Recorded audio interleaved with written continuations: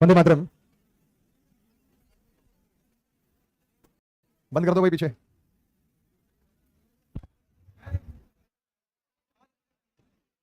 चलो भाई। Thank you बेटा, थैंक यू सभी को बहुत बहुत शुक्रिया। Happy birthday. तो बर्थडे ही हमारा है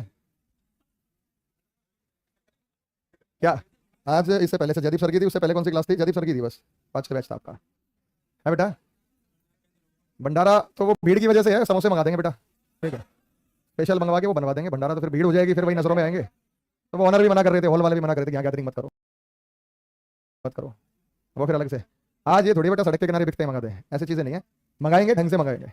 आप चाहे कितने भी यहाँ रेपेटेड पे खाते हैं, सब हल्दीराम से ऑयल परचेज करते हैं, और वो फिर ऑयल जो दोबारा तला जाता है वो 30 रुपये 52 रुपये लीटर देते हैं, वो तेल से बनाते हैं सारे ये दोबारा।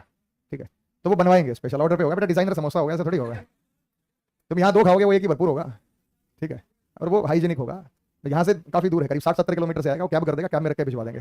तो आपके बैच के शाम को आ जाएंगे, और दोपहर वाला जो बैच है उसके 11:30 आ जाएंगे, क्योंकि 12 बजे वो खत्म होगा, 12:30 बजे अगला शुरू होगा, तो उसी में हो जाएगा। तो 2 चक्कर लगेंगे। हाँ कल मंगवा देंगे बेटा। ठीक है। कल मंगवा देंगे, कल हो जाएगा। बट खाली खाली टीचर डे क्या, कुछ नाच गाना तो करो यहाँ आज। है भाई। हाँ टीचर डे, टीचर रेस्ट करेगा, हम देखेंगे आज। है भाई। तो वो तो आप लोगों में से ही आएगा बेटा। आओ निकल के, कौन आ रहे हैं? कौन गाना सुनाना चाहता है? कोई शेरो शायरी सुनाना चाहता है? कोई नृत्य दिखाना चाहता है? नर्तक नर्तकी कोई भी हो बेटा, आ जाओ। है तो आ सकते हैं। हाँ छिपे हुए होते हैं बेटा, एक आधा आ जाएगा। आओ आओ, टैलेंट दिखा दो अपना, फिर पढ़ाना शुरू करते हैं।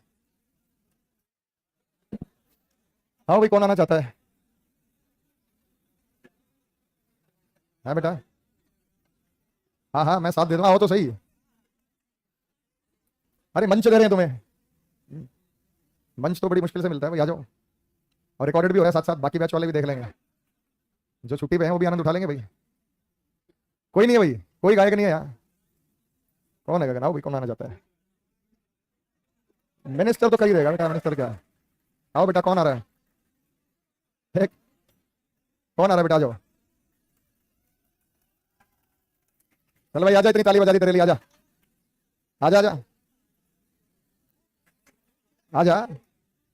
भाई एक को हिम्मत करनी पड़ेगी, एक ने कर दिया फिर लाइन लग जाती है, फिर मुझे रोकने पड़ते हैं, बस बहुत हो गया। एक शुरुआत भर की देरी है। आओ, कौन शुरुआत करेगा? और जो स्टार्टिंग करेगा उसी को हिम्मत चाहिए भाई। आओ, कौन आना चाहता है? भाई कोई गाना सुनाना है, कोई शेरो शायरी सुनानी है, कोई कविता सुनानी है। प्रार्थना सुना दो, जो मॉर्निंग में सुनाते हैं वो सुनाना। कुछ तो होगा, कुछ तो आता होगा। कोई नहीं इस बैच में। टलने तो नहीं है, गर्म होने में समय लगता है, कि थोड़ी सी झिझक खुल जाए। अभी डर लग रहा है, अभी डर लगता है शुरुआत में। देख लो भाई, फिर मैं पढ़ाना स्टार्ट कर रहा हूँ, फिर मत कहना सर मौका नहीं दिया। हमने बैच में दिया था शुरू की 10-15-20 मिनट, आधा घंटा, फिर उसके बाद आपको पढ़ाएंगे। आप देख लो आप में से कौन आना चाहता है। क्या खूबी, तू आजा भाई। है? आता है? क्या आता है? अरे कुछ तो आता होगा। आजा, तुझे हाइट बताने की टिप्स दे दूंगा, इधर आजा। और क्या होगा? कुछ तो बताएंगे तेरे को। अरे बच्चा है वो, भी डरा क्यों रहा है उसको, अभी बढ़ेगी उसकी हाइट। कौन सी क्लास में गया बेटा? 10वीं में? 12वीं कर ली? 12वीं कर ली। नहीं 10वीं वाले भी आते हैं कोचिंग में, मॉर्निंग बैच में, 10th में है बेटा। अरे आशीष तो ठीक है, तुम भी कुछ कर दो। आशीष तो नहीं बहू की तरह शर्मा रहा है आशीष। आशीष को हिम्मत मिलेगी तब आ जाएगा आशीष। अच्छा क्या टॉपिक कराया था भाई कल? नया टॉपिक स्टार्ट कराना था, देखो टॉपिक भी नया कराना है। अब बेटा आजा, आजा आजा। क्या तेरे लिए ताली? अरे वो कुछ पूछ रहा है। हाँ बेटा बता। पूछ रहा है वो तैयार नहीं हुआ। ऐसे ही मॉर्निंग बैच में एक लड़का उठा, तो बच्चों ने सोचा कि भाई वो इधर आया, फिर यहाँ पे ताली वगैरह, सर मैं तो बाथरूम करने जा रहा हूँ। ये थोड़ी कि वो उठ के आया तो कुछ सुनाने आया होगा। हाँ बेटा बता, क्या कह रहा था? अरे पढ़ाई की बात होनी तो पूछ रहा है कुछ।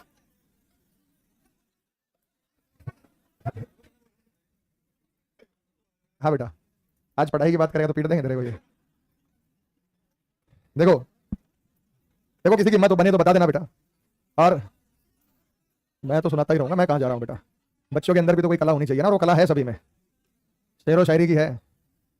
किसी का दिल टूटा है, वो अलग से सुना रहा था दोपहर में, वो अलग रो रहा था। तो भावनाओं को समझो, ऐसे हैं बहुत बैठे हैं, भरे बैठे हैं, बस स्पार्क देना है। चिंगारी लगानी, फिर बम की तरह फटेंगे सारे। तो स्पार्क देने वाला कौन है? देखो आप में से कौन आएगा जो बाहर उठ के आ सकता है। आजा बेटा आजा। अरे आजा, इतना कह रहे आजा। देखो भाई, शिक्षक दिवस की मैं बात बता रहा हूँ आपको। सबसे पहले शिक्षक तो माता पिता ही हैं, और माता पिता ने आपको यहाँ तक भेजा है कोचिंग के लिए, और ऑफलाइन फीस अफोर्ड की बड़ी बात है बेटा। ऑफलाइन इतना आसान नहीं है। आप चुनिंदा उन बच्चों में से हैं जो ऑफलाइन के लिए आए हैं, और ऑफलाइन आने के बाद आपने पीजी का खर्चा है या आने जाने का खर्चा है, आपकी लाइब्रेरी के एक्सपेंसेस हैं, और भी 10 तरीके के एक्सपेंस हैं। तो अब ये मान के चलिएगा कि 2024 तो लगभग खत्म हो गया, सितंबर महीना आ गया है, 9वां महीना है।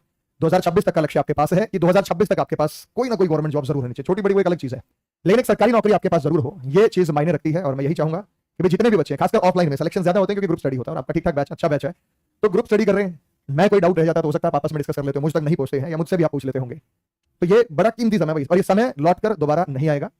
इस बात का एहसास आपको अभी नहीं होगा, जब समय बीत जाएगा तब आपको एहसास होता है। आप में से कुछ ऐसे होंगे जो सेलेक्ट हो जाएंगे, कुछ ऐसे होंगे जो सेलेक्ट नहीं हो पाएंगे, और फिर वो इस समय को याद कर रहे होंगे कि काश इस समय में पढ़ लेता। तो जिंदगी में सबसे आसान काम सिर्फ पढ़ना होता है, इससे आसान काम और कोई काम नहीं है जिंदगी में। आप कहीं नौकरी करेंगे, पढ़ना आपको ज्यादा आसान लगेगा। कहीं भी कर रहे होंगे आप, प्राइवेट कर रहे होंगे, गवर्नमेंट जॉब में कर रहे होंगे, इन दिनों को आप याद करेंगे कि पढ़ने का काम वास्तव में सबसे आसान था। और माता पिता को जब लगता है कि बच्चा नहीं पढ़ रहा है तो आपसे वो काम भी करवाएंगे, और जब उन्हें लगता है कि वो सिंसियर है तो वो पूछते ही नहीं है। वो कहते हैं कि भैया तैयारी में लगा हुआ है, और जो अप डाउन कर रहे हैं, मैं खासकर उनकी बात कर रहा हूं, तो वो कभी आपको नहीं बोलते किसी काम के लिए। तो तभी बोलते हैं जब आपको उनको लगता है कि भाई आप ईमानदारी से मेहनत नहीं कर रहे हैं, आप प्रयास नहीं कर रहे हैं। तो माता पिता आपको डांट दें, धमका दें, गुरुजन आपको डांट दे, धमका दे, उस चीज का बुरा नहीं मानना चाहिए, और आशीर्वाद के रूप में लेना चाहिए। और ये जो समय है ना चल रहा है आपका, ये त्याग का समय है। और मैंने जब मैराथन लगाई थी तब भी मैंने स्टोरी सुनाई थी, और मुझे मेरे गुरु ने बताई थी, और जब भी मुझे इसका अवसर मिलता है मैं स्टोरी आपको सुना देता हूं 2 मिनट की, और मुझे इससे मोटिवेशन मिलता है, और वो आपको भी मोटिवेशन मिलता रहेगा। मूर्तिकार वाली कहानी सुनाई थी ना बेटा मैराथन में, कितनों ने सुनी? हाथ उठाओ। बस बाकी कह रहे हैं सारे मैराथन में थे, ये थे 2-3 मैराथन में है। तो एक मूर्तिकार होता है, मूर्तिकार जानते हैं बेटा क्या होता है? जो मूर्ति बनाता है। वो एक गांव से दूसरे गांव में जा रहा था, मूर्ति बनाने के लिए जाता है, और अपना जीविकोपार्जन करता है। जब वो किसी गांव से गुजर रहा था तो गांव से निकलते उसे एक बहुत खूबसूरत पत्थर दिखाई दिया उस मूर्तिकार को, और मूर्तिकार ने उस पत्थर को कहा कि भाई मैं मूर्तिकार हूं, अगर तुम दर्द बर्दाश्त कर सको तो मैं तुम्हारे अंदर भगवान की मूर्ति बना दूंगा। तो पत्थर ने कहा ठीक है मैं तैयार हूं, अगर मेरे अंदर भगवान की मूर्ति बन जाए तो मैं दर्द बर्दाश्त करने के लिए तैयार हूं। तो मूर्तिकार ने उस पत्थर को उठाया, साफ किया, और अपने छेनी हथौड़े जो औजार थे वो निकाले और उस पर चोट लगानी शुरू की। तो जब छेनी हथौड़े से पत्थर को काटा गया तो पत्थर को दर्द हुआ, उसको और दर्द हुआ, और दर्द बढ़ता गया, और अंत में जब उसका आधा काम हो चुका था तो पत्थर ने मना कर दिया कि मेरे से दर्द बर्दाश्त नहीं होगा, मुझे भगवान नहीं बनना, मुझे छोड़ दो। मूर्तिकार ने कहा कि भाई आधा काम हो चुका है, गोलाई मैं तुम्हें दे चुका हूं, सिर्फ स्ट्रक्चर बनाना है तुम्हारे अंदर। अगर थोड़ा दर्द और बर्दाश्त करोगे तो तुम्हारे अंदर भगवान की मूर्ति बनेगी, लोग तुम्हें पूछेंगे। तो उसने कहा मुझे नहीं बनना भगवान, मैं इस दर्द को बर्दाश्त नहीं कर सकता। उसने उस पत्थर को वहीं छोड़ दिया, आगे चला, थोड़ी दूर जाके एक और पत्थर उसको दिखाई दिया, और वही सवाल उस पत्थर से किया कि भाई मैं मूर्तिकार हूं और तुम्हारे अंदर भगवान की मूर्ति बनाना चाहता हूं, लेकिन दर्द बर्दाश्त करना होगा। दूसरा जो पत्थर था उसका कॉन्फिडेंस था, दृढ़ संकल्प था उसमें। उसने कहा चाहे किसी भी प्रकार का कष्ट उठाना पड़े मैं तैयार हूं इसके लिए। मूर्तिकार ने उस पर फिर से वही काम शुरू किया, छेनी हथौड़े से चोट पहुंचाई, पत्थर को दर्द हुआ और दर्द हुआ और दर्द हुआ, दर्द होता गया, लेकिन उसने उस दर्द को सहन किया, और फाइनली उसमें भगवान की मूर्ति बन गई। जब वो छोटी सी मूर्ति तैयार हुई तो उसने उस बरगद के पेड़ के नीचे वहां से रख दिया, वो वहां से चला गया। लोगों ने देखा कि पेड़ के नीचे सुंदर सी मूर्ति रखी है, तो लोगों ने शीश झुकाया, वहां पे चंदा वगैरह देते रहे, अपनी मन्नतें मांगी, लोगों की दुआएं पूरी होने लगी। तो ये समझा गया कि यहाँ कोई शक्ति है, चलो एक मंदिर का निर्माण कर देते, एक छोटा सा मंदिर वहां बना दिया गया। मंदिर बनाने के बाद जब उस मूर्ति में प्राण प्रतिष्ठा करनी थी, उस मूर्ति पर जल अभिषेक करना था, तो पंडित जी नारियल हाथ में लेके आए और आवाज लगाई कि भाई मुझे नारियल फोड़ने कोई पत्थर उठा के लाओ। तो वो जो पत्थर जो कटा चटा पहले से पड़ा हुआ था, जिसने दर्द बर्दाश्त करने से मना कर दिया, तो उस पत्थर को उठा के लाए और उस मूर्ति के चरणों में रख दिया। पंडित ने उस पर जो है नारियल फोड़ा, जल मूर्ति पे चढ़ा दिया। तो जिस पत्थर ने दर्द बर्दाश्त करने से मना कर दिया था, आज रोज उस पर नारियल फोड़े जाते हैं, आज रोज उसको दर्द होता है। सैकड़ों लोग आते हैं मंदिर में, वो नारियल फोड़ते हैं उस पत्थर के ऊपर। जो दर्द उसने उस समय बर्दाश्त करने के लिए मना किया था, वो उसका उम्र भर हो गया है, वो दर्द बर्दाश्त करता ही रहेगा, या तो वो टूट जाएगा या वो दर्द बर्दाश्त करता रहेगा। और जिस पत्थर ने दर्द बर्दाश्त किया था, आज लोग उसके सामने सिर झुकाते हैं, उसकी पूजा करते हैं, उस पर जल चढ़ाते हैं, उसका अभिषेक करते हैं। तो भाई आपके माता पिता, आपके शिक्षक जो है वो मूर्तिकार है। आपके माता पिता आपको डांटेंगे, माता पिता धमकाएंगे, आप पे हाथ भी उठा सकते हैं, उनका अधिकार और होना भी चाहिए, लेकिन वो दर्द आपको महसूस करना है। अभी ये जो जिस दौर से आप गुजर रहे हैं ना, आपको 10-12 घंटे पढ़ना है, 12 घंटे पढ़ना है, ये वही समय चल रहा है दर्द होने वाला। कुछ इस दर्द के साइकिल को नहीं झेल पाएंगे, भाग जाएंगे यहाँ से, छोड़ जाते हैं। कुछ ऐसे होंगे जिनमें हिम्मत होगी, मेहनत होगी, लगन जज्बा होगा, वो डटे रहेंगे। और जो यहाँ डटा रहेगा, जो उस दर्द को बर्दाश्त करेगा, उसी के अंदर भगवान की मूर्ति बनेगी। आज जो लोग तुम्हारा फोन नहीं उठा रहे, जो लोग आपसे बात नहीं कर रहे, जो लोग आपको ढंग से जवाब नहीं देते, वो लोग आगे से आपको कॉल बैक करेंगे। जब ऑफिसर लाइन में चले जाओगे, जब इंस्पेक्टर लग जाओगे, नार्कोटिक्स में जाओगे, एमईए में जाओगे, तो पूरा गांव समाज देहात आपकी इज्जत करेगा। और वो तभी हो सकता है जब इस दौर पे आप चल रहे, इस दौर को बर्दाश्त, दर्द को बर्दाश्त करो। दर्द को बर्दाश्त वो बच्चा नहीं करता जो क्लास में पढ़ा और घर पे उसने रिवाइज नहीं किया, उसने पूछा क्या दर्द बर्दाश्त कर रहा है। वो सिर्फ माता पिता का पैसा और अपना समय यहाँ बर्बाद कर रहा है। तो जो मेहनती होगा वो लगा रहेगा, आपको पढ़ते हुए नींद भी आएगी, थकावट भी होगी, उबासी भी होगी, हो सकता है आप बीमार भी हो जाए, हो सकता है कि जिस माहौल में रह रहे हैं उस माहौल में अपने आप को ढालने में आपको समय लग जाए। लेकिन इस दर्द को बर्दाश्त करने के लिए स्टोरी को याद रखना कि भाई भगवान की मूर्ति तब बनेगी जब मैं इस दर्द को बर्दाश्त करूंगा और मैं यहाँ से छोड़ के नहीं जाऊंगा। बच्चे आते हैं 20-25 हर बैच में होते हैं, वो चले जाते हैं, उन्हें लगता है यार ठीक है ना, ऑनलाइन पढ़ रहे तो अपने घर पे पढ़ लेंगे, ऑनलाइन तो मिल रहा है, ऑनलाइन पढ़ना तो ऑनलाइन बैच लेना, यहाँ क्यों आना था एडमिशन के लिए, वो ऑनलाइन भी मिल जाता आपको कम फीस में। तो इसलिए एक महीने के लिए गायब रहना वो गलत चीज है। ऑफलाइन के लिए तो ऑफलाइन का लुत्फ आपको उठाना चाहिए, ऑफलाइन में रहना चाहिए। कभी कभार 2-4 दिन हो जाता है ऊपर नीचे, तो ऑनलाइन से आप बैकअप लीजिए, कोई इशू नहीं है, लेकिन टॉपिक का बैकअप साथ साथ करते रहिए, और साथ साथ बैकअप करने के बाद जो है आगे अपनी पढ़ाई की तैयारी करो। तो ये समय दोबारा नहीं आने वाला। माँ बाप का सपना है कि आप उन्हें सरकारी नौकरी दें, वो तभी मिलेगी जब आप मेहनत करेंगे। दो ही विकल्प होते हैं, या तो पढ़ना है या नहीं पढ़ना है, तीसरा कोई विकल्प नहीं है, बीच में नहीं रह सकते आप। पढ़ना है तो मतलब सिलेक्शन होगा, और नहीं पढ़ना है तो सिलेक्शन होगा ही नहीं। फिर आप जो काम करना चाहें वो कर सकते हैं, और वो काम भी तभी होगा जब उस काम का आपको तजुर्बा हो। आपको कोई गैराज खोलना है तो मैकेनिक के जाके दुकान पे जाओ, काम करो, काले कपड़े करो, तेल बदलो, गाड़ियों का ग्रीसिंग करो, सीखो उस काम में क्या है, फिर अपनी गैराज खोलिए। आपको वही अन्य काम करना है, मेडिकल स्टोर खोलना, तो जाइए मेडिकल स्टोर पे काम सीखिए, वहां पे लगाइए पूरा पूरा दिन, साल भर का समय दीजिए, ट्रेंड कीजिए, और जहां से जब इनकम जनरेट हो वो पैसे से आप जो बिजनेस कीजिए। लेकिन सीधा आप सोचें कि माता पिता बैठे हैं, बैकअप अच्छा है, जिनका घर का चलिए मान लीजिए बैकअप भी अच्छा, तो आपका अस्तित्व क्या है? बैकअप तो मेरा भी ठीक ठाक इन द सेंस जमीन अच्छी थी, तो जमीन है हमारे घर में, एज इट इज 1 इंच नहीं बेची, पूरा गांव बेच के निकल गया। मेरा बैकअप क्या मैंने खुद बनाया और मैं खुद ही बनाऊंगा, और मुझे उस जमीन से कोई सिर्फ लगाव है, प्यार है, प्रेम है कि पुरखों की है, वो एज इट इज अगली पीढ़ी को हम ट्रांसफर कर दें। नहीं बच सकती, किसी कारणवश रिक्वायरमेंट हो जाती तो बदले में फिर जमीन खरीदे, अगली पीढ़ी को हैंड ओवर कर दें। तो एक इंसान का काम होता है कि जो धरोहर सभ्यता उसे मिली है, जो पुश्तैनी जमीन मिली, उसे 2 गुना 3 गुना करके वो आगे हैंड ओवर करे। तभी देश भी तरक्की करेगा। मैं तरक्की करूंगा तो मैं टैक्स भी दे रहा हूं, देश भी तरक्की करेगा, मेरे बच्चे तरक्की करेंगे, वो टैक्स देंगे, वो देश भी। मैं ही कुछ नहीं करूंगा तो मैं देश को क्या दे रहा हूं? मेरा योगदान क्या शून्य है। आगे मेरे बच्चे कुछ नहीं करेंगे, योगदान शून्य है। तो ऐसे व्यक्ति देश पर से बोझ होते हैं। जब कुछ नहीं करेंगे तो सबसे पहला बोझ आप अपने परिवार को लगोगे। आपकी पत्नी आपको बोझ मानेगी अगर आप नहीं कुछ कर पाए तो जीवन में, मैं बता दे रहा हूं, आप बोझ लगोगे, आप दोस्त भी आपको बोझ मानेंगे। और जब व्यक्ति सक्सेस सफलता के रास्ते पे चलता है ना, तो सब उस पर दुआ सलाम। वो आगे से मतलब हमें भी लगता है कि अब हम यहाँ शिखर पर पहुंच गए, तो हमें कोई मतलब दुश्मन है ही नहीं, सब बहुत अच्छे से बिहेव करते हैं। वो समय भी था जब हम तैयारी कर रहे थे, जब किसी से हम 5 रुपया 10 रुपये मांगते तो उधार नहीं मिल पाते थे, तो आज भी वो चीजें याद आती हैं। तो वो हमने खुद को बनाया है, तो आपका खुद का बनाने का समय है, और खुद बनेंगे भाई। कैरियर पे कोचिंग के लिए आए हैं, कहीं भी किसी सब्जेक्ट में कोई दिक्कत हो, डाउट हो, हमें बताओ कि सर इस सब्जेक्ट में दिक्कत, आपको रीजनिंग में समस्या, मुझे बोल सकते हो, खड़े हो गए, पर्सनली बोलने की जरूरत नहीं, आप ग्रुप में बोलिए कि सर ये टॉपिक नहीं समझ आया, ये चीज में हमें डाउट रहेगा, या आप अच्छा नहीं पढ़ा रहे हैं, तो हम कुछ अल्टरनेट व्यवस्था करेंगे। ठीक है, इंग्लिश में समस्या है, जीएस में है, मैथ्स में है, ऐसे तो टीम आपको परफेक्ट ही दी गई है। लेकिन फिर भी अगर आपने अभी भी लाभ नहीं उठाया, सिलेक्शन नहीं लिया, तो फिर आपके यहाँ आने का कोई फायदा नहीं हुआ। सिलेक्शन लेना है, 2026 तक का टारगेट लेके चलिए। 26 इसलिए बोल रहा हूँ क्योंकि 25 तक आपकी जो है कोचिंग आगे चलेगी, जितने भी दिन चले, और फिर आपको प्रैक्टिस करनी है, मॉक लगानी है, और 25 में ही जो है आप अपना एग्जाम देंगे, 25 का सीजीएल देंगे, 25 में आने वाली भर्ती देंगे, और 26 में आपका जो ज्वाइनिंग वगैरह का प्रोसीजर पूरा हो जाएगा, तो 26 तक आप सरकारी नौकरी प्राप्त कर लेंगे। ठीक है, तो भाई मेहनत करते रहो, हमारे दुआएं आशीर्वाद आपके साथ हैं, और आपका बहुत बहुत शुक्रिया जो आप सम्मान दिखाते हैं अपने टीचर के प्रति। यही हमारे लिए सबसे मुख्य चीज है कि आपका सम्मान है हमारा। नया चैप्टर हम स्टार्ट करते हैं बेटा। इस अभी हमने कौन सा चैप्टर खत्म किया है? इनइक्वालिटी। इनइक्वालिटी में मैंने कहा एक सिंबल बदलने के बिना भी मैं आपको तरीका बताऊंगा, लेकिन वो अभी नहीं बताएंगे, वो तरीका हम अभी नहीं बताने वाले। इनइक्वालिटी से पहले कौन सा किया था भाई? कैलेंडर।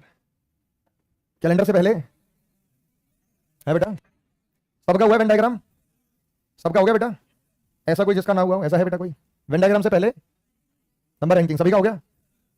Number ranking. और कौन सा बेटा? सिलॉग से हमने स्टार्ट किया था। ठीक है, सही बात है, सिलॉजिस। क्लॉक नहीं हुआ अभी क्या बेटा? केस डी आई, अब वो वेन डायग्राम भी हो गया। केस डी आई जो था वो वेन डायग्राम का हिस्सा, वो आपने कर लिया। तो ये आपके जो है 3 4 5 चैप्टर हो चुके हैं। अब हम अगले चैप्टर पर चलते हैं, नंबर 6 पे, छठा चैप्टर चलते हैं। बताओ बेटा छठा कौन सा करना चाहेंगे? है बेटा? क्लॉक एसएससी में नहीं आता यार, आपने कैलेंडर बोला, मैंने करा दिया, लेकिन मैं एसएससी के हिसाब से कराऊं तो मैं कहूंगा कि भाई उस चैप्टर को आप चाहे स्किप भी कर दें तो वो ठीक है, वो चल जाएगा। लेकिन स्टेट एग्जाम में आएगा तो कराना तो है, ऐसा नहीं कि मैं नहीं करूंगा, मैं यहाँ कराऊंगा। अभी पुलिस एग्जाम हुआ तो उसमें एक सवाल आया था, सबसे इंपॉर्टेंट जो चैप्टर बेटा वो है कोडिंग एंड डिकोडिंग। आएगा ही आएगा, 100% आएगा। पढ़ा है किसी ने? पढ़ा तो नहीं ना? कहाँ हुआ बेटा? मेरे साथ पढ़ा है? पहले पढ़ा है, चलिए पहले पढ़ा है, यहाँ नहीं हुआ। कोडिंग डिकोडिंग के लिए आपको अल्फाबेट्स की रैंकिंग को याद करना पड़ेगा। याद है बेटा आपको? वो याद नहीं है तो मैं वीडियो बता दूंगा, उस वीडियो से याद कर लेना। जैसे आर जो होता है वो कितना होता है? 18 होता है। जिनको याद नहीं है वो याद कर लें, अभी ग्रुप में मैं वीडियो डलवा देता हूँ। जी कितना होता है? 7 होता है। एम कितना होता है? 13 होता है। 17 पर क्या होता है? क्यू होता है। 22 पर क्या होता है? वी। 19 पर क्या होता है? एस। कितनों को याद नहीं है बेटा? हाथ उठाओ, बिना झिझक के उठाना। तो इनको अभी ये जो है याद नहीं है, ठीक है? कुछ नहीं देखना, छोटी सी एक वीडियो दूंगा होमवर्क में, वो देख लेना, आपको याद हो जाएगा। और 5 चैप्टर में ना आपको इसकी जरूरत पड़ने वाली है।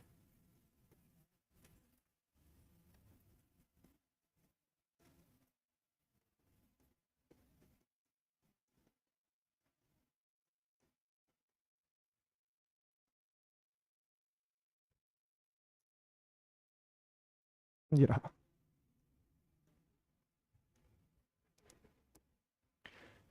ये हमारा लेफ्ट हैंड है, बायां छोर, और लेफ्ट हैंड से हमने नंबरिंग की तो इस पे 1 आया, ये 2 आया, ये 3। इस रैंकिंग के याद होने की मैं बात कर रहा था।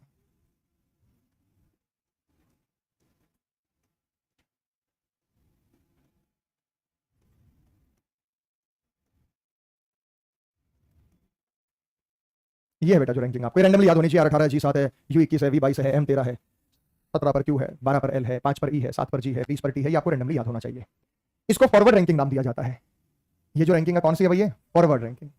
अक्षरों का ये बढ़ता हुआ क्रम है, इसको फॉरवर्ड रैंकिंग नाम दिया जाता है, बढ़ता हुआ क्रम है। कुछ इसको बताते हैं कि ज्योति से याद रख लो, लेकिन सही तरीका नहीं है, याद नहीं रख पाओगे।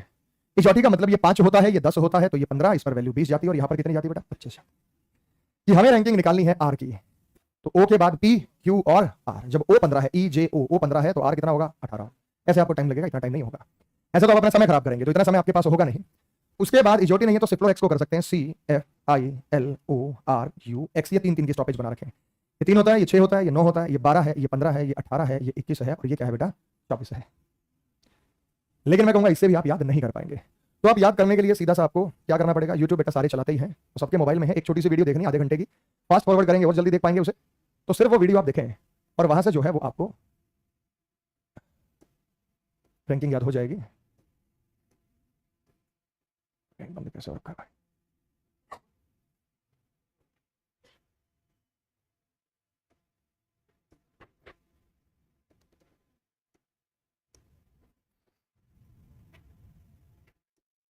यूट्यूब खोलने के बाद आपको लिखना है learn the ranking, LEARN, learn the ranking reasoning बारूम सर। लर्न द रैंकिंग लिखेंगे, सबसे ऊपर यही वीडियो आएगी, लर्न द रैंकिंग रीजनिंग बारूम सर। आप ये वीडियो खोल लीजिएगा, ये ऑनलाइन में मैंने कराई थी। तो ये 1 घंटा की वीडियो है, उसमें आपको क्या करना है, इसमें 20 मिनट काट देना है, इसमें सिर्फ वो बैच। और यहाँ पे जो है वो आपको ये बताया गया है कि पीपीटी के माध्यम से मैंने आपको यहाँ पे अल्फाबेट्स की रैंकिंग को याद कराया है कि G7 होता है और ये होता है G7 समिट के माध्यम से याद करेंगे, H8 होता है, इसमें फिगर्स वगैरह सब जो है वो आपको यहाँ पे दिखाई गई है। तो ये काम आपको करना है। जैसे I know होता है तो I know you for 21 years, ये सब आप बताएंगे। यानी इस पीपीटी के माध्यम से, एक स्टोरी के माध्यम से आपको ये चीजें याद कराई है। I know you, तो I know होता है, यू कितना होता है, 21 होता है। ये अल्फाबेट की रैंकिंग याद हो जाएगी आपको, इस वीडियो के माध्यम से आप वो देख लीजिएगा। फिर इसके बाद जो आपको अगला काम करना है वो क्या करना है, इसी वीडियो में ही। और बैकवर्ड रैंकिंग की बात करूं तो Z26 होता है, तो इसको 1 मान लो, ये 2 है, ये 3, ये 4, ये 5, ये 6, ये 7, 8, 9, 10, ये 11 होता है, ये 12 है, ये 13 है, 14, ये 15 है, ये 16 है, ये 17, ये 18 है, तो ये 19 है, ये 20 होता है, 21, 22, 23, 24, ये 25 और 26। इस रैंकिंग को नाम दिया जाता है बैकवर्ड रैंकिंग। बैकवर्ड, अच्छा बैकवर्ड क्यों भाई? क्योंकि बैक साइड से हमने क्रम दिया है। इसको याद करने की जरूरत नहीं है, ऊपर वाला याद हो गया तो नीचे वाला ऑटोमेटिकली याद है, क्योंकि ऊपर वाली रैंकिंग और नीचे वाली रैंकिंग का टोटल 27 है। 27 कैसे हुए देखो, 20 और 7 27, 9 और 18 27, 11 और 16 27, 16 11 27 18, अक्षर 26 है तो टोटल 27 क्यों? इसका क्या कारण है? एक की गिनती 2 बार हो रखी है रैंकिंग में पड़ा था, एक बार लेफ्ट से भी गिन लिया, एक बार राइट से भी गिन लिया, तो एक गिनती ज्यादा होगी, तो वो गिनती ज्यादा है।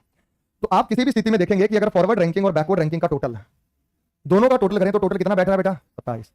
अगर आपको बैकवर्ड रैंकिंग निकालनी है तो 27 में से क्या माइनस करना पड़ेगा बेटा? फॉरवर्ड। 27 में से 14 गए 13, 27 में से 17 गए 10, 27 में से 19 गए 8। समझ में आ गया? तो मेन है आपको ऊपर वाली याद करें, नीचे वाली ऑटोमेटिकली याद हो जाएगी। इसके बाद आप याद करेंगे अपोजिट लेटर, विपरीत वर्ण, उसी वीडियो में हो जाएगा, वही वीडियो आपने देखनी है। अपोजिट लेटर, अपोजिट लेटर जो होते हैं वो विपरीत वर्ण होते हैं। अपोजिट लेटर क्या होते हैं बेटा? विपरीत वर्ण।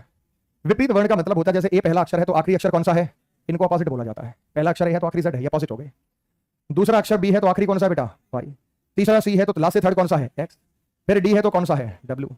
ई है तो कौन सा है? वी है। तो ये अपोजिट कहलाते हैं। और इन अपोजिट का टोटल भी 27 होता है। ए 1 और जेड 26 टोटल 27 होगा, बी 2 वाई 25 टोटल 27 होगा, सी 3 एक्स 24 टोटल 27 होगा, डी 4 डब्ल्यू 23 टोटल 27 होगा, ई 5 वी 22 टोटल कितना होगा बेटा? 27 होगा। तो ये आपको याद रखने हैं, ये सारे के सारे अपोजिट हैं।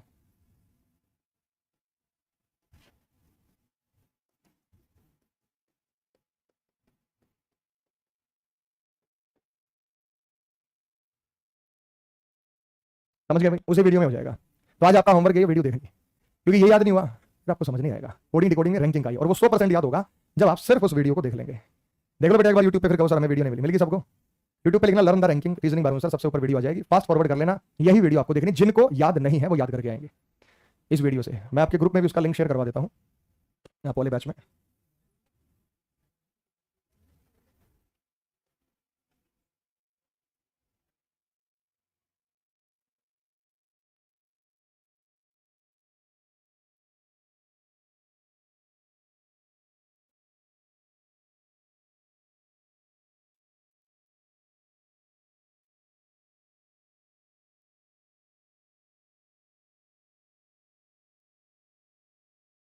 मिस्टर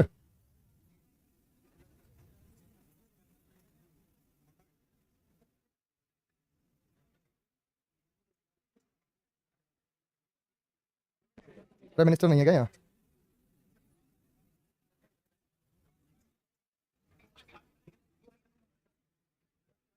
ये इनके ग्रुप में डाला भी वीडियो, व्हाट्सएप वाले।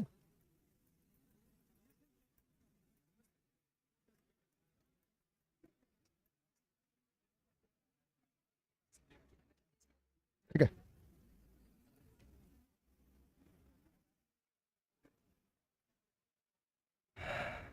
इसको भेज भी देता हूँ। एडमिन नहीं है क्या तुम? वही किसको बोला यार?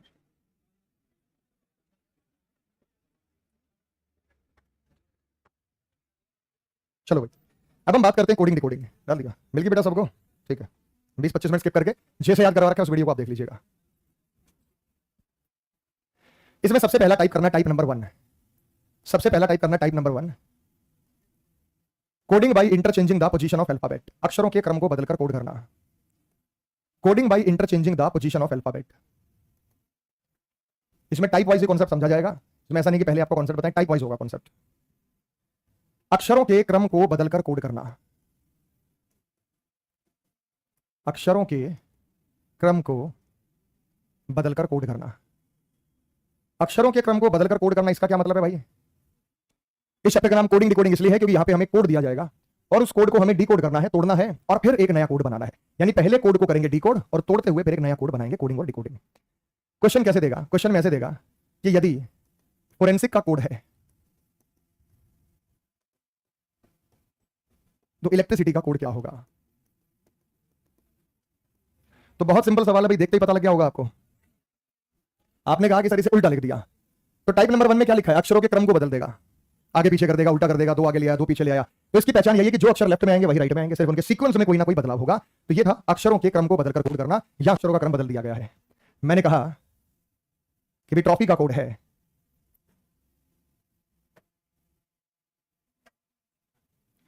फ्लावर का कोड क्या होगा?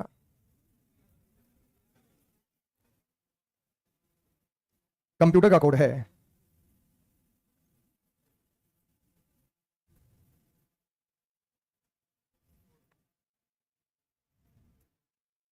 तो प्रूडेंस का कोड क्या होगा?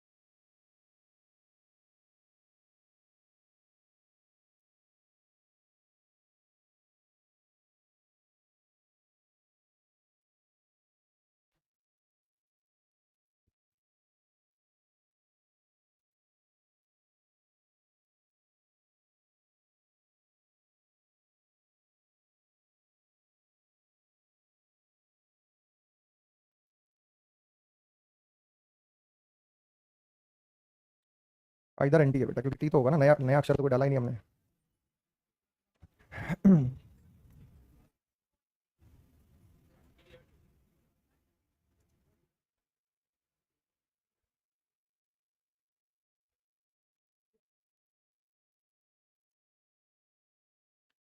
चलो भाई, पहला सबका हो गया सॉल्व। रिस्ट्रिक्टेड का फोरेंसिक का कोड है तो उल्टा कर दिया है, FORENCIC, तो पहले वाला अक्षर लास्ट वाला अक्षर बड़ा कर दिया है, और मतलब ये लास्ट वाला अक्षर बड़ा है, एज इट इज उसको पलट के लिखा है। तो क्या बनेगा बेटा? YTICIRTCELE, लास्ट में बड़ा ई बड़ा, तो आप वही रखेंगे जैसा बनाया गया। ये तो बेटा यहाँ पे L है और ये I नहीं है। C, अब वो C मतलब बड़ा नहीं है, वो छोटा ही लिखा मैंने उसे, बेसिकली वो ठीक है, सेम है। इसमें PHY पहले लिख दिया, PHY पहले लिख दिया, बाद में क्या लिख दिया? TRO। तो यहाँ क्या लिखेंगे भाई? WER, और फिर क्या लिखेंगे? FLO हो गया, WER FLO हो गया। कंप्यूटर का कोड बन गया सभी का। क्या किया गया कंप्यूटर में? यहां पे लिखा है EUMC, तो देखो ये E फिर U फिर M और फिर ऑल्टरनेट दिख रहा है EUMC, तो यहां पे क्या लिखेंगे बेटा? CEUP। तो सेम एज इट इज उतार देंगे, ऑप्शन से मदद मिलती है, CEUP। फिर यहां पे लिख दिया OPTR, OPTR, सीधा लिख दिया। तो क्या बनेगा बेटा? RDNE। चलो अगला सॉल्व करो फिर।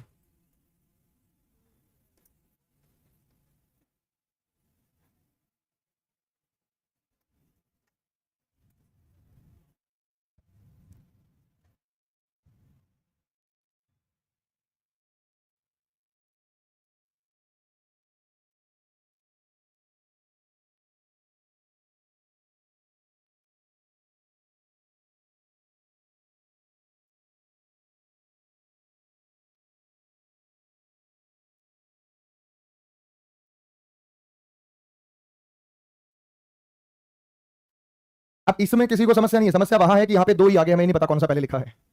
N 2 है, हमें ये नहीं पता कौन सा पहले लिखा है कौन सा बाद में लिखा है। यही तो दिक्कत हो रही है ना भाई, कौन सा ही पहले है कौन सा बाद में, कौन सा N पहले है। और इसमें आप थोड़ा सा एडवांस सोचे तो ऐसी स्थिति में हमेशा पेयर कोडिंग होता है, जोड़े बनाकर कोड किया जाता है। पेयर कोडिंग का मतलब यह है कि आप इस स्पेलिंग को यहां ढूंढे गवर्नमेंट, गवर्नमेंट में GO मिल गया बेटा आपको, इसको पूरा करके देखो आपको पता चल जाएगा। GO VE मिल गया बेटा, VE के बाद RN मिल गया, RN के बाद ME मिल गया, ME के बाद क्या मिल गया? NT मिल गया। इसका मतलब क्या किया गया है? 2 2 के पेयर में उल्टे सीधे तरीके से लिखा गया, जैसे यहां भी हम पेयर बना लेते हैं, तो ये पहला पेयर है, ये दूसरा पेयर है, ये तीसरा पेयर है, ये चौथा पेयर है, ये पांचवा पेयर है। ये एमी, एमी कौन सा पेयर है बेटा? चौथा। ईवी कौन सा पेयर है? दूसरा है, लेकिन दूसरे को आर फॉर रिवर्स उल्टा करके लिखा गया है, आर फॉर रिवर्स उल्टा। आर एन कौन सा पेयर है बेटा? तीसरा। कौन सा है? तो आर एन तीसरा पेयर है। एनटी कौन सा पेयर है? पांचवा, तो वो पांचवा पेयर है। ओजी कौन सा पेयर है? पहला, लेकिन पहले पेयर को कैसे लिखा है? रिवर्स लिखा है। अगर 5 पेयर ऊपर होंगे तो 5 नीचे होंगे, 6 ऊपर होंगे तो 6 नीचे होंगे, उसमें कोई चेंज नहीं होगा। तो अगर रिस्ट्रिक्टेड में हमारे पास 5 पेयर बन रहे हैं, ध्यान से देख लो, 1 2 3 4 और 5, तो पहले कौन सा पेयर लिखना है? चौथा। क्या बनेगा? सीटी। दूसरा पेयर उल्टा चाहिए, उल्टा करो बेटा, क्या बनेगा? टीएस। तीसरा पेयर है, तीसरा पेयर क्या है? आरआई। पांचवा पेयर है, पांचवा पेयर क्या बेटा? ईडी। पहला पेयर चाहिए उल्टा, आरई को क्या बोलेंगे? जैसे क्वेश्चन के अंदर दिया गया है उसको डिकोड करो, वैसे ही उसके आंसर में स्थापित कर दो। तो टाइप नंबर 1 में ही कर रहे हैं सारी चीजें। टाइप नंबर 1 क्या कह रहा है कि इंटरचेंज कर रहे हैं, सिर्फ हम पोजीशन को बदल रहे हैं, अक्षर दाएं बाएं कर रहे हैं। जो अक्षर लेफ्ट में है वही उसके कोड में है, जो अल्फाबेट वर्ड में है वही उसके कोड में है। सेम अक्षर है, कोई नया अक्षर तो नहीं आया ना, चेंज हो गए अक्षर। तो 2 2 के या 3 3 के पेयर में हो सकता है। कितने में बेटा? या तो 2 या तो 3 के पेयर में हो सकता है। नीचे वाला कितनों का होगा बेटा? यहां भी भैया जो अक्षर लेफ्ट में है वही अक्षर राइट में है, क्रम बदल दिया गया है, क्रम बदला गया है। और ये टाइप तो बड़ा बेसिक सा है बेटा, पूछा जाता है। इसकी पहचान ये है, देखो हर एक की अलग पहचान है। इसकी पहचान आपने खुद ही कर ली, इसकी पहचान खुद ही हो गई, इसकी पहचान खुद ही हो गई। यहाँ पहचान के लिए मैंने तरीका बता दिया कि भाई यहाँ पे क्या पेयर बनाना, जब बड़ा लेटर आ जाए, कोई बड़ा वर्ड आ जाए, तो 2 2 या 3 3 के पेयर बना के चेक कर लेना। इसकी पहचान ये है कि जितने भी रिपीटेड लेटर है वो इकट्ठा हो जाएंगे, जितने भी रिपीटेड लेटर वो क्या हो जाएंगे बेटा? इकट्ठा हो जाएंगे। इसकी पहचान है। सबसे छोटा अक्षर क्या है बेटा इसमें? सी। क्या बेटा इसमें? सी के बाद डी नहीं है, फिर क्या आ गया? ई एफ जी एच नहीं है तो क्या आ गया? आई जे के नहीं है तो क्या आ गया? L M N O P Q नहीं है तो क्या आ गया? एस नहीं है तो क्या आ गया? और फिर क्या आ गया? तो वर्णमाला के क्रम से लगा दिया। अंग्रेजी अल्फाबेट में पहले ए था तो ए लिखेंगे, बी था तो बी लिखेंगे, सी होता तो सी लिखेंगे। तो वर्णमाला के क्रम से लगाने में आपको ये प्राप्त होगा। तो एस्टैब्लिशमेंट, अच्छा बढ़ते क्रम में भी लगा सकता है, घटते क्रम में भी। ये तो मैंने बढ़ते क्रम में लगा दिया, हम इसे कैसे भी लगा सकते थे बेटा?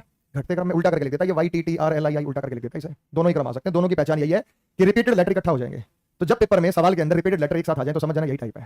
क्योंकि टाइप की पहचान क्या है? टाइप की पहचान ये है कि जो अक्षर लेफ्ट में वही अक्षर राइट में, बस उनका क्रम बदला हुआ है। समझ में आ गई बात? एस्टैब्लिशमेंट का कोड बनाते हैं, क्या आएगा बेटा? पहले ए, ए के बाद क्या आएगा? बी, बी के बाद डबल ई, 2 ही दिख रहे हैं आपको, double E, E F G H, H के बाद आई, जे के एल, एल एम, एम के बाद एन, एन के बाद O P Q R S. कितने एस? 2।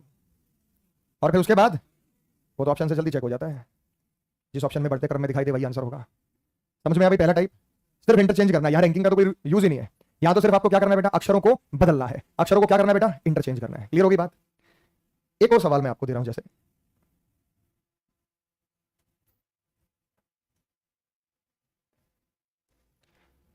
फ्लावर का कोड है,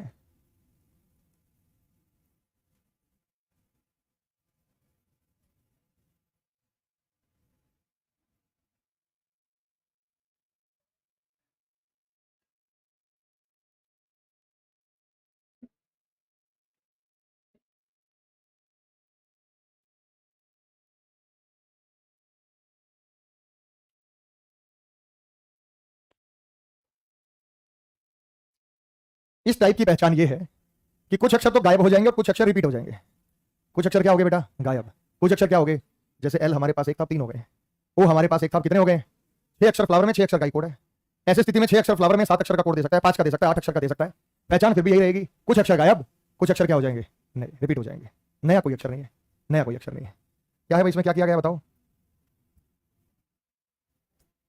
क्या किया गया बताओ?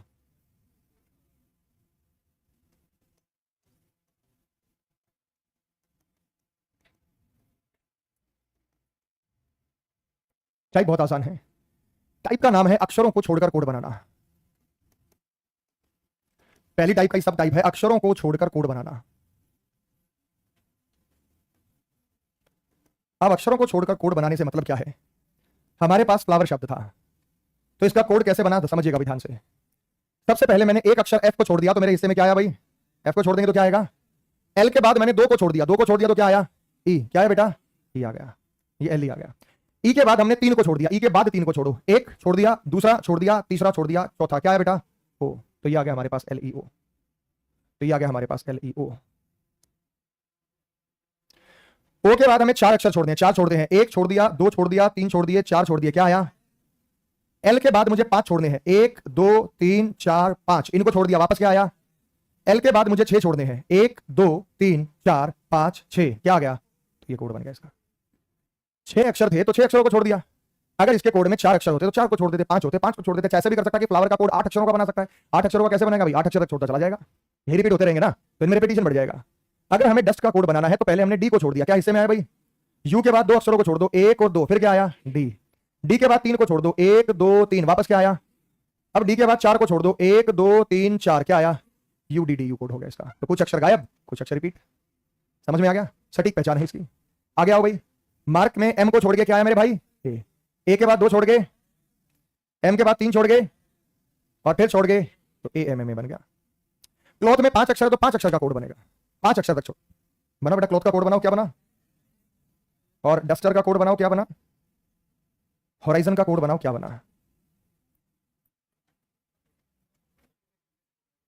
5 अक्षर है तो 5 छोड़ो, 6 है तो 6 छोड़ो, 7 है तो 7 छोड़ो, जितने उसमें अक्षर उतने छोड़ो। पहले अक्षर से छोड़ के शुरू करो। जैसे पहला अक्षर एम था, एम को छोड़ के ए आया तो ए, एम के बाद 2 छोड़ दिए, एम आया तो एम, एम के बाद 3 छोड़ दिए, 1 2 3, एम आ गया तो एम, एम के बाद 4 छोड़ दिए, 1 2 3 4, क्या आया? ए तो ए। मार्क में 4 अक्षर है तो 4 अक्षर छोड़े, फ्लावर में 6 थे तो 6 छोड़े, क्लॉथ में 5 है तो 5 छोड़ेंगे, डस्टर में 6 है तो 6 छोड़ेंगे, होराइजन में 7 है तो 7 छोड़ेंगे। अक्षर छोड़ते हुए कोड बनाना है आपको।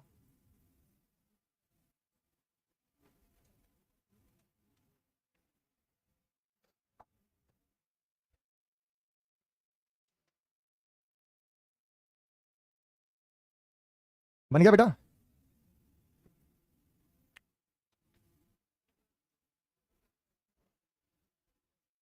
आओ, सबसे पहले हम पहला अक्षर सी को छोड़ेंगे, क्या आएगा भाई? एल के बाद हम 2 को छोड़ेंगे, क्या आएगा? एच के बाद 3 को छोड़ेंगे, 1 2 3, क्या आएगा? टी के बाद 4 छोड़ेंगे, 1 2 3 4, क्या आएगा? टी के बाद 5 छोड़ेंगे, 1 2 3 4 5, क्या आएगा? L H T T H code बनेगा। सबका यही बना था भाई। डस्टर पहला अक्षर छोड़ेंगे, क्या आएगा बेटा? यू के बाद 2 छोड़ेंगे, क्या आएगा? ई के बाद 3 छोड़ेंगे, 1 2 3, क्या आएगा? एस के बाद 4 छोड़ेंगे, 1 2 3 4, क्या आएगा? 5 छोड़ेंगे, 1 2 3 4 5, क्या आएगा? उसके बाद 6 छोड़ेंगे, 1 2 3 4 5 6, क्या आएगा? यस। हर एक में पहचान यही निकलेगी, कुछ गायब कुछ रिपीट। होराइजन का बन गया भाई।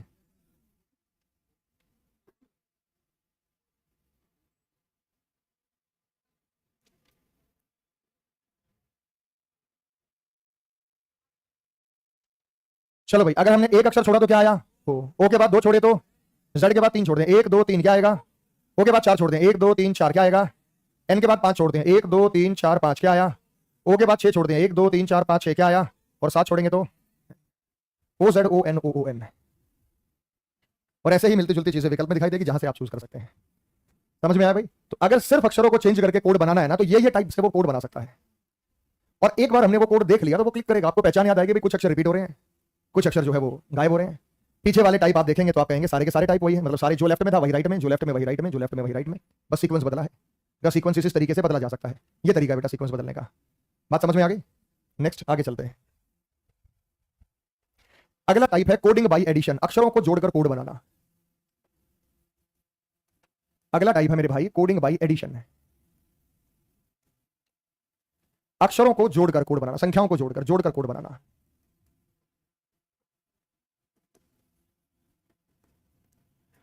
जोड़कर कोड बनाने से तात्पर्य क्या है? यहां आपको एक क्वेश्चन दिया गया,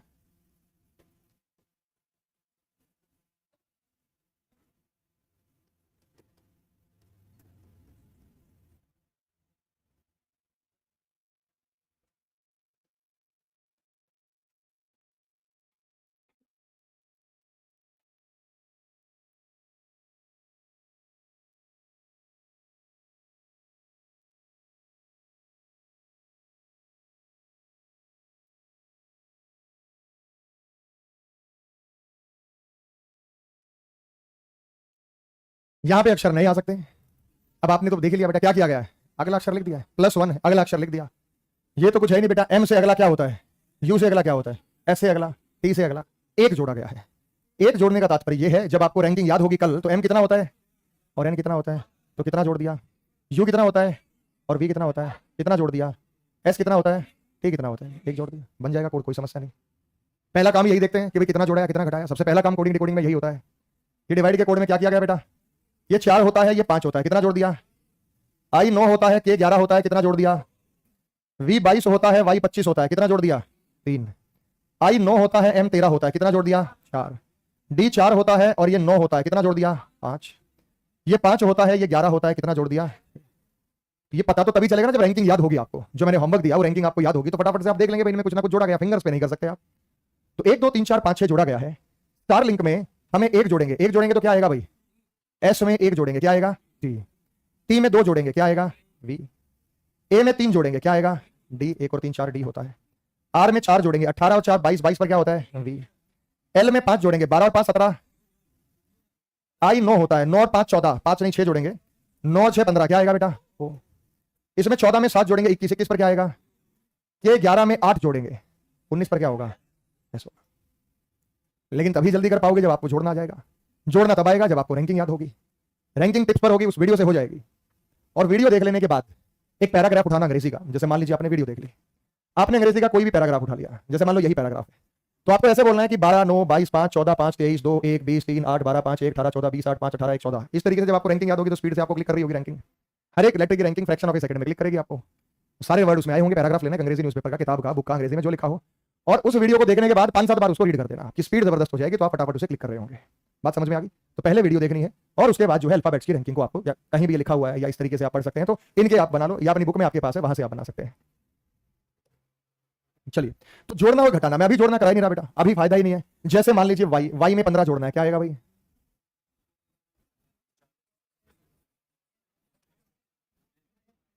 अब वाई में आप 15 जोड़ेंगे तो जेड ए बी ऐसे थोड़ी करना है, इसका तो सीधा तरीका करने का। जैसे मान लीजिए आपको यहां पे यू में 17 जोड़ना है, क्या आएगा।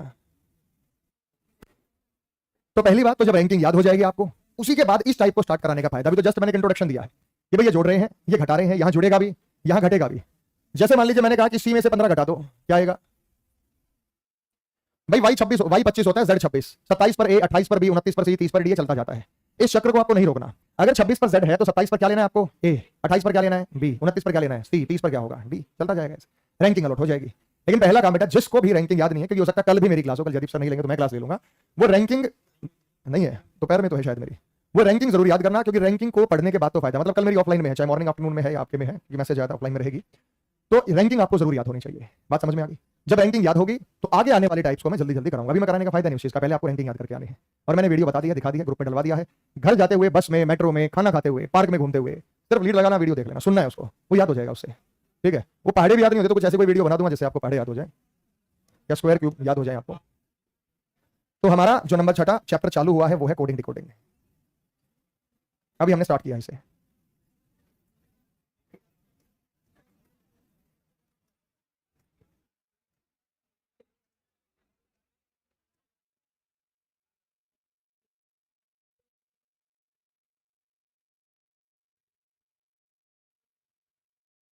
क्योंकि कोडिंग डिकोडिंग के बाद ही अल्फाबेट टेस्ट उन्हीं बच्चों को कर पाएंगे जिनको वो चीजें याद होंगी।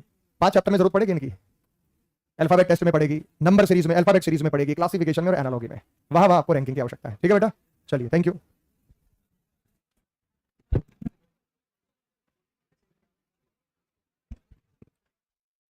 बुक रहती है किसी की, बुक ले लो बेटा। बुक किसी को नहीं मिली है तो आपके बैच में दे देना, मैंने सबको किताबें मिल गई सबको। आपके बैच में मैंने दिया ना, किसी की रहती है बेटा बुक।